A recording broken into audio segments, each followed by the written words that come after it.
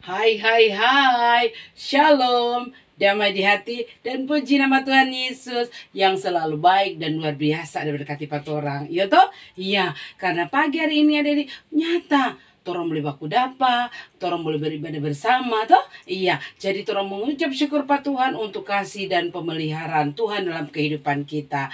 Dan Inci mau sapa dulu semua. Semuanya tentu dalam keadaan sehat, dalam keadaan yang diberkati oleh Tuhan. Apa kabar hari ini? Ya, dahsyat, luar biasa. Yes, yes, yes. Puji Tuhan, saya diberkati, kamu diberkati, kita semua diberkati Tuhan.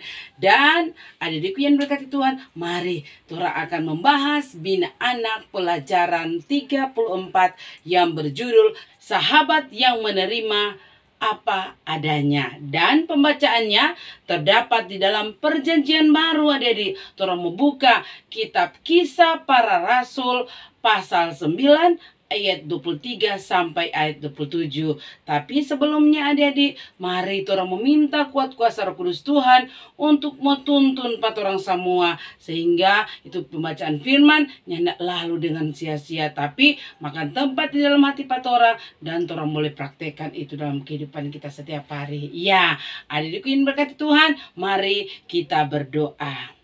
Tuhan Yesus yang baik, sahabat kami anak-anak kecilmu, terima kasih untuk waktu yang indah yang Engkau beri bagi kami. Saat ini kami akan belajar firman-Mu yang adalah kekuatan bagi kami, penerang jalan kehidupan kami, bahkan pelita dalam kehidupan kami. Mari Tuhan, melalui Roh Kudus Tuhan, Engkau kuasai kami, agar supaya Bapa hikmat yang dari sorga Engkau taruhkan bagi kami. Sehingga selain kami mengerti, kami juga memahami dan kami melakukan firman Tuhan dalam setiap kehidupan kami. Walaupun Tuhan, kami seringkali melakukan salah dan dosa. Mari Tuhan, ampuni kami, kasihani kami.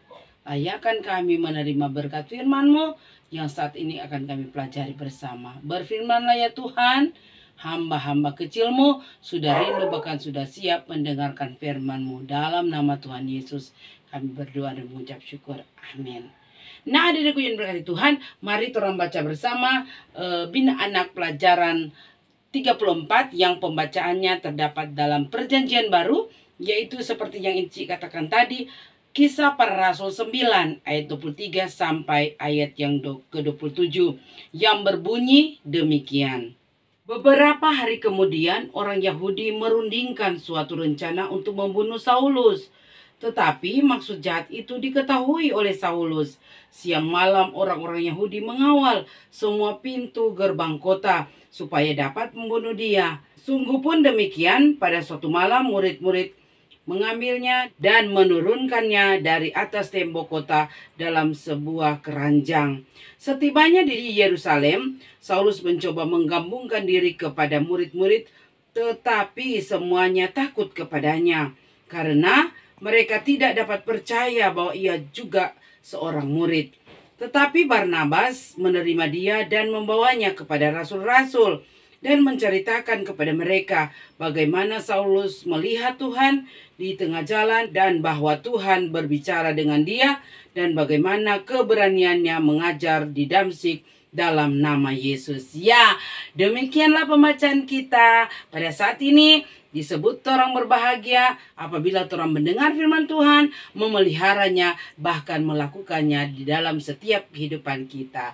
Shalom adik-adik, damai di hati. Nah, adikku yang berkati Tuhan, kalau minggu lalu orang belajar sahabat dalam kesusahan, toh bagaimana ini 3 sahabat Ayub adik-adik merasa empati, rasa turut turut merasakan apa yang dialami oleh Ayub toh. Nah, karena itu dorang datang dan itulah sahabat yang selalu ada di setiap kesusahan. Nah, diriku yang berkati Tuhan, pada saat ini torang mau belajar sahabat yang menerima apa adanya. Dan adikku yang berkati Tuhan, nah, Enci mau tanya dulu.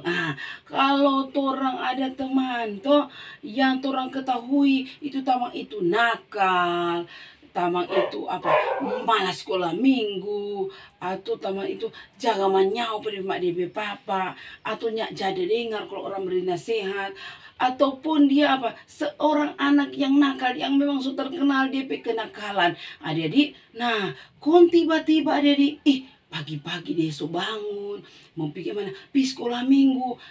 Dia sunya nak jaga manyau pada mak dia papa. Ya, dia so rajin pergi ibadah biar apapun dia pergi. Ataupun dia so berubah. Orang bilang so bertobat. Nah, paling itu orang tanya-tanya, dia so berubah Kang? Betul jo ini. Betul jo dia so berubah. Betul jo dia so bertobat. Kage ini. Cuma leo-leo. Adik-adikku yang berkati Tuhan, iya, pasti orang ndak percaya. Pasti orang ndak terima, ataupun orang pasti masih ragu-ragu. Jangan-jangan dia cuma leo-leo. Nah, adik-adikku yang berkati Tuhan, pembacaan kita yang orang so baca tadi juga, cerita Alkitab menceritakan bagaimana Paulus. Nah, kalau Paulus dulu DP nama Saulus toh sebelum dia bertobat. Nah, ini Saulus ini dia waktu itu dia berkobar-kobar adik-adik. Toh, dia berkobar-kobar, dia mau cari tuh pengikut Tuhan, orang yang manggil nama Tuhan. Ya, dia cari dia mau mau tangkap, ya dia mau bunuh tuh. Karena Karena dia ini mau orang mau ikut Tuhan Yesus toh. Jadi dia dikenal dengan orang yang sangat kejam toh. Bukan main ke orang kok mau ibadah, mau cari Tuhan, dia mau marah toh, dia mau tangkap. Nah, adik, ini Saulus ini waktu dia hati berkobar-kobar dia di Damsyik adik, mau pergi cari tuh orang-orang yang selalu mengikut Tuhan. Ya, dia di dalam perjalanannya ke Damsyik, tiba-tiba ada ada cahaya toh. Di situ Tuhan tanya pada dia, Saulus, Saulus, mengapa engkau menganiaya aku? Dia rebah ke tanah adik. Pun dia pegang, dia bilang, aduh, siapakah engkau Tuhan? Nah, Tuhan langsung bilang, akulah Yesus yang kau aniaya.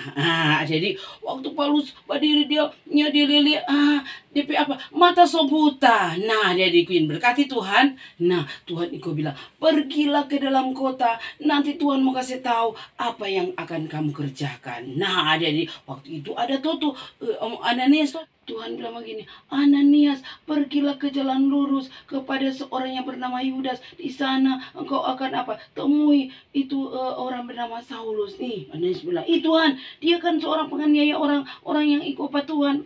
Pergi Jo, karena dia akan ku jadikan alat kesaksianku. Tuhan mau pakai Saulus. Jadi Tuhan suruh Ananias, dan Ananias pergi. Adik-adik, ini Om Ananias masuk di rumah itu. Iya, dia dia pegang Saulus, dia bilang, Saulus saudaraku, Tuhan yang kamu jumpai di jalan waktu engkau ke Damsyik, Tuhan itu yang menyuruh aku ke sini supaya matamu dapat melihat. Nah, jadi pada waktu itu juga matanya dapat melihat. Maka Paulus makan dan minum, dan setelah keadaannya pulih, ya, dia tinggal beberapa hari di Damsyik bersama murid-murid Tuhan Yesus. Dan adik-adik, ketika itu dia terus memberitakan memberitakan tentang Tuhan Yesus di rumah-rumah ibadat dengan tiada gentar tuh. Dia menyatakan Yesus adalah anak Allah. Orang-orang dengar bilang begini, bukankah dia itu kalau orang-orang pikir Tuhan atau menyebut nama Tuhan, dia mau bunuh atau dia mau tangkap, dia mau bawa imam kepala, itu kan Saulus toh. Dorong bingung lah. Masa dia so berubah? Tadinya kan dia juga aniaya ini orang-orang yang mengikut Tuhan. Tapi dia so bilang Tuhan Yesus adalah adalah Allah. Nah, adik-adik yang berkati Tuhan, ini Saulus sangat besar DP pengaruh adik-adik ketika dia memberitakan firman toh, memberitakan Injil, sehingga adik-adik ini orang-orang Yahudi jadi jadi bingung. Nah, di saat itu juga mereka berunding, dorang bergabung adik-adik, dorang punya rencana adik-adik, dorang mau bunuh Saulus. Bukan main adik-adik. Karena ini Paulus besar DP pengaruh toh, orang-orang so lebih mau mendengar Saulus toh.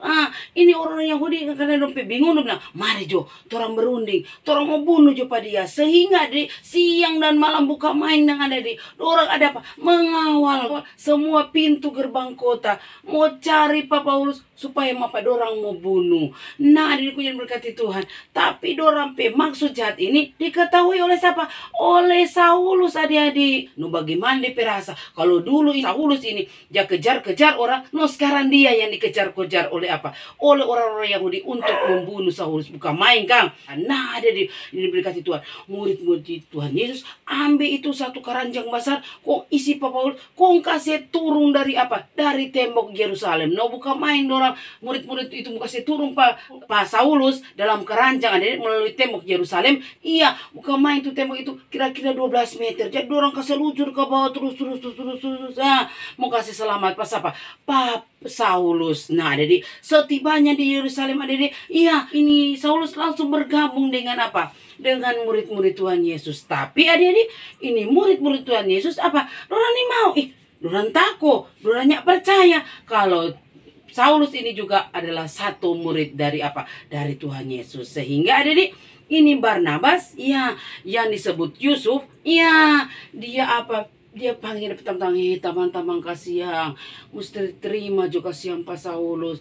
Dia ini kasih memang dulu juga ada aniaya pengikut Tuhan. Dia mau bunuh tuh orang-orang yang memanggil nama Tuhan Yesus. Jadi kasihan terima juga dia, karena dia kasih teman-teman waktu dia mau pergi Damsyik, teman-teman waktu dia mau cari tuh orang-orang yang memanggil nama Tuhan. Nah, dia dapat cahaya, dia bertemu dengan Tuhan Yesus, sehingga Tuhan Yesus bilang dia mau pakai Pak Saulus. Nah, dikuin berkat Tuhan. Maka itu murid-murid pada ingat Pak Barnabas adik. Dan Barnabas ini adik, ya ceritakan tentang Saulus pada teman-teman. Iya, dia bilang yang penting DP pokok di sini orang bersyukur karena apa? Saulus boleh baku dapat dengan Tuhan di dalam suatu perjalanan ke Damsyik. Ini Saulus ini boleh bertobat adik, boleh meninggalkan perbuatan-perbuatannya yang dahulu, yang tadinya dia menganiaya orang-orang yang mengikuti Yesus. Sekarang dia adik tukang apa? Tukang beritakan firman dan menyebarkan bahwa Yesus adalah Mesias. Nah, adikku diberkati Tuhan.